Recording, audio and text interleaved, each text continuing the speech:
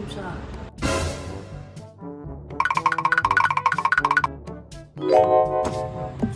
ಇದೇನಿದು? ಹೇಯ್, ನನ್ ರೂಮಲ್ಲಿ ಏನೇ ಮಾಡ್ತಿದ್ಯಾ? ಫಸ್ಟ್ ನೀನು ಇದೇನಂತ ಎಕ್ಸ್ಪ್ಲೇನ್ ಮಾಡು. ಈ ಬಾಚಂಗಿಲಿ ಇಷ್ಟೊಂದು ಕೂದಲು ಅಂಡ್ ಇದು ಯಾಕಿದೆ? ಅದನ್ನ ಏರ್ ಫಾಲ್ ಅಂತಾರೆ.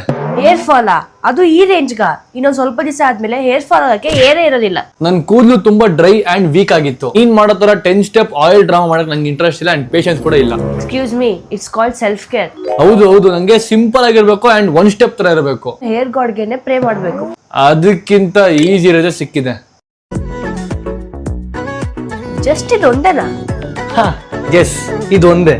ಇದನ್ನ ಜಸ್ಟ್ ಸ್ಕಾಲ್ಪ್ಗೆ ಹಿಂಗ್ ಅಪ್ಲೈ ಮಾಡಬೇಕು